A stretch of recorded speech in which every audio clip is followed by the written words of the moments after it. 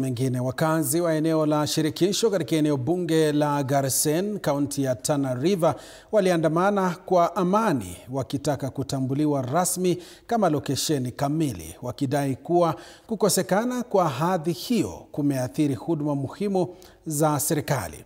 Wakizungumza wakati wa maandamano hayo, wananchi hao wamedai kuwa chifu wa eneo hilo amekuwa kikwazo kwa mchakato wa kutambuliwa kwao, wakimhukumu kwa vitendo vinavyosema ni vya unyanyasaji na ufisadi katika kuorodhesha wanaostahili misaada ya kijamii.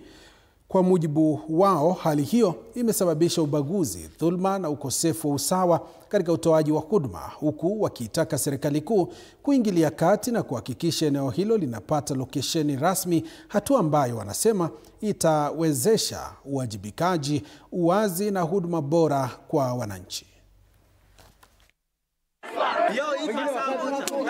Sisi tunaomba kama jamii ya huku kando kando ya bahari tupate location yetu. Ametufinyilia vya kutosha. Tunaomba haki yetu. Tunaomba haki yetu. Relief kuuza na hiyo mambo inaonekana kabisa.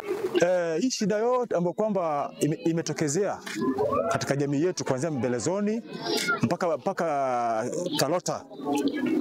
Hii matatizo yote ambayo kwamba wazee wameongea, kina mama wameongea, shida kubwa jamii yetu sisi tunataka kwamba tujitawale wenyewe.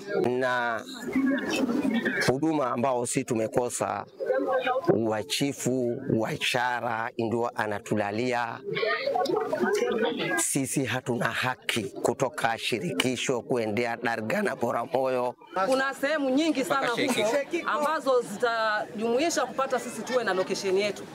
So tunaomba na tunataka tupate location yetu, tujimiliki wenyewe bila matatizo, kwa sababu tumeona huduma pia ziko mbali na sisi kupata huduma zetu hapa kijiji cha Shirikisho na viunga vyake kwa jumla.